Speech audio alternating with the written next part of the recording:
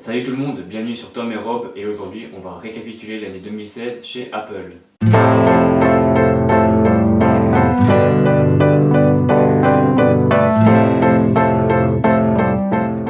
Pour commencer, on va parler de la keynote du 21 mars 2016. Ce jour-là, Apple a présenté son nouvel iPhone SE, donc qui est tout simplement un extérieur d'iPhone 5S avec l'intérieur d'un iPhone 6S. On retrouve donc un écran 4 pouces de l'iPhone 5S et à l'intérieur une puce A9 avec un appareil photo 4K 12 millions de pixels de l'iPhone 6S pour un prix à partir de 489€, ce qui en fait donc l'iPhone le moins cher de l'histoire. Apple a également présenté le nouvel iPad Pro 9,7 pouces qui est tout simplement le petit frère de l'iPad Pro 12,9 pouces. Il a le même processeur l'A9X et la seule différence notable entre les deux c'est l'appareil photo qui est de 12 millions de pixels pour l'iPad Pro 9,7 pouces et 8 millions de pixels pour l'iPad Pro 12,9 pouces. Pour finir cette première keynote, Apple a également présenté de nouveaux bracelets pour l'Apple Watch, cette fois-ci en nylon tissé, comme celui-ci que j'ai actuellement dans mes mains, je ne sais pas si vous le voyez correctement.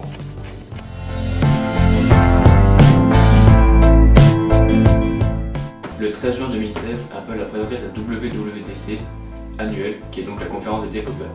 En juin dernier, Apple est passé sur iOS 10, présent sur iPhone, iPad et iPod Touch. Cette nouvelle version présente de nouveaux widgets, une nouvelle façon de déverrouiller ses appareils mobiles, une amélioration de Siri ainsi que de nouvelles fonctionnalités pour 3D Touch. On retrouve également de nouvelles applications comme Home qui permet de contrôler tous ces objets connectés dans la maison, ou encore News qui fait référence aux infos du jour comme un peu font toutes les applications de journaux comme le Figaro, l'Alsace ou encore bien d'autres. Et il y a eu des changements majeurs dans iMessage, dans Apple Music ou encore dans Photos et dans Plans. Apple a également présenté WatchOS 3 qui est tout simplement l'OS d'exploitation disponible sur Apple Watch, comme son nom l'indique, où on y retrouve une nouvelle application qui s'appelle Breathe, qui en français veut dire respirer, qui permet tout simplement de déstresser pendant 1 minute, voire plus. On retrouve également Mini qui a rejoint Mickey dans les cadrans, et on peut désormais payer avec Apple Pay sur l'Apple Watch. Il y a eu également une mise à jour mineure du tvOS, qui est tout simplement l'OS d'exploitation de l'Apple TV.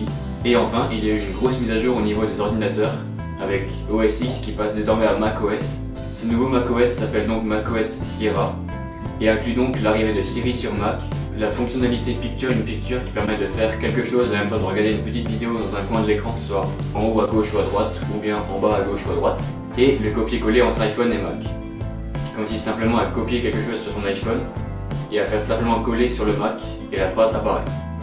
Magique.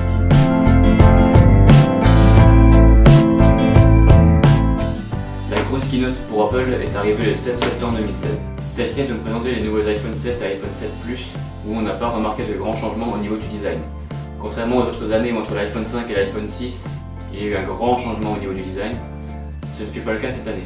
On a également remarqué la disparition de la prise jack pour laisser place à des écouteurs Lightning qui permettent donc de ne pas recharger son téléphone en même temps qu'on écoute de la musique, sauf si on achète un petit adaptateur à 30€, bien sûr, merci. On retrouve également un son stéréo grâce aux haut-parleurs situés sur la tranche inférieure de l'iPhone et grâce également aux haut-parleurs situés en façade avant. Il y a également, comme sur l'iPhone 6S, un retour haptique. Le retour haptique c'est quoi? C'est tout simplement une sorte de réponse du téléphone, ça vous fait des petites impulsions au niveau des doigts. C'est assez spécial au début mais après on finit par s'y habituer. Sur l'iPhone 7 Plus, on remarque un appareil photo avec 2 lentilles, dont une qui permet de faire un zoom optique x2 ou encore de créer un arrière-plan flou derrière le sujet. Ces nouveaux iPhone 7 et iPhone 7 Plus sont également certifiés IP67. Alors ça veut dire quoi? Ça veut dire qu'on peut immerger l'iPhone pendant 30 minutes à 1 mètre de profondeur dans de l'eau. Par contre, attention, la garantie ne prend pas en charge les dégâts causés par l'eau sur un iPhone 7. En gros, Apple ne vous le rembourse pas, il faut en acheter un nouveau. Super! Enfin, au niveau de la batterie, on gagne 2 heures d'autonomie en plus sur l'iPhone 7 par rapport à l'iPhone 6S, et on gagne 1 heure d'autonomie en plus sur l'iPhone 7 Plus par rapport à l'iPhone 6S Plus.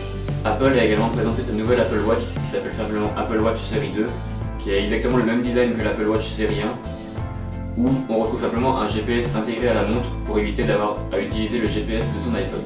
Cette année, à la place de l'or 18 carats de l'année dernière pour l'Apple Watch Série 1, on retrouve de la céramique pour l'Apple Watch Série 2. Cette nouvelle montre en céramique est disponible à partir de 1449€ pour le format 38 mm et à partir de 1499€ pour le format 42 mm, ce qui est bien moins cher que l'Apple Watch en or 18 carats qui montait jusqu'à 18 000€. Cette nouvelle Apple Watch est également IP68, ce qui veut dire qu'on peut nager avec quand on sera à la piscine ou à la mer, elle sera complètement étanche. Apple a également créé un nouveau partenariat avec Nike pour créer des Apple Watch où on retrouve des cadrans exclusifs ainsi que des bracelets exclusifs disponibles que dans la version Nike de l'Apple Watch. Apple a également profité de la disparition du port jack sur l'iPhone 7 pour parler de ses nouveaux AirPods. Alors les AirPods c'est quoi? C'est des écouteurs sans fil avec une technologie d'appairage instantané avec son iPhone grâce à la nouvelle puce W1 intégrée dans les AirPods. On retrouve un accéléromètre, un micro ainsi qu'un capteur tactile pour, lorsqu'on fait un double tap sur une des deux oreillettes, on active Siri. Chaque oreillette dispose de 5 heures d'autonomie ou alors de 24 heures d'autonomie avec son boîtier de recharge. Enfin, Apple a invité Shigeru Miyamoto, qui est tout simplement le papa de Mario, où ils ont fait un partenariat avec Nintendo pour faire le premier Mario sur iPhone. Alors ce premier Mario est très bien, mais par contre sur la version gratuite on peut jouer qu'aux 3 premiers niveaux. Si vous voulez jouer à tous les autres niveaux disponibles dans le jeu, il faudra payer 10 €. Oui, j'ai bien dit 10 €.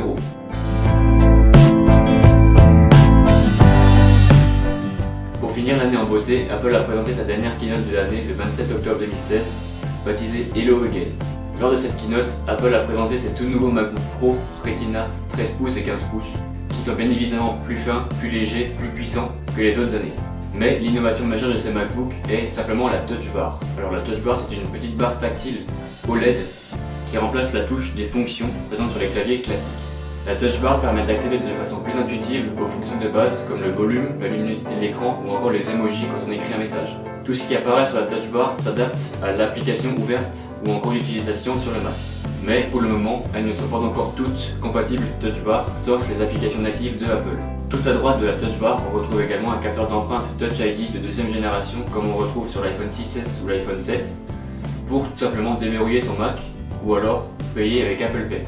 Tous les sports disponibles sur le MacBook Pro de l'année 2015 ont également disparu, comme le mini HDMI USB-A, le Thunderbolt 2, le lecteur de carte SD, et ont été remplacés par tout simplement du USB-C Thunderbolt 3.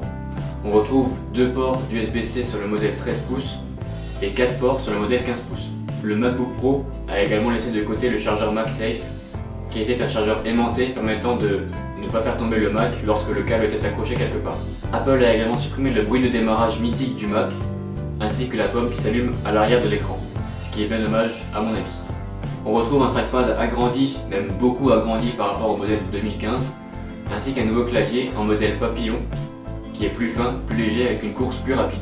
On retrouve aussi une nouvelle coloris, qui est donc le gris sidéral, qui vient accompagner le gris argent, déjà présent sur la MacBook depuis quelques années. Ensuite, pour parler de quelque chose qui fait mal, les prix. Le premier modèle disponible est à partir de 1 699 € pour le modèle 13 pouces sans touch bar avec les touches de fonction classiques comme sur les ordinateurs précédents. On monte à 1 999 € pour le modèle 13 pouces avec touch bar et à 2 699 € avec le modèle 15 pouces avec touch bar. Apple a également intégré l'Apple TV où on retrouve des mises à jour mineures comme l'arrivée de Minecraft sur Apple TV ou encore la nouvelle app TV. Oui, sur l'Apple TV c'est bizarre, une app TV où on retrouve tous les films, toutes les séries, ainsi que des chaînes diffusées en direct pour regarder la télé, tout simplement depuis l'Apple TV. Mais cette application n'est disponible qu'aux États-Unis pour le moment. En vous présentant un bonus de la dernière vidéo, je me suis dit, pourquoi pas continuer. Donc je l'appelle la minute pour comprendre. On va en faire un aujourd'hui, c'est parti.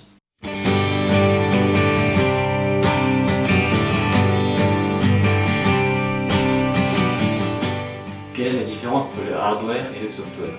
Le hardware, c'est tout simple, c'est tout ce qui est en dehors de l'ordinateur, c'est-à-dire tout ce qu'on branche sur un ordinateur comme une imprimante, un scanner, un vidéoprojecteur, un clavier, une souris, etc.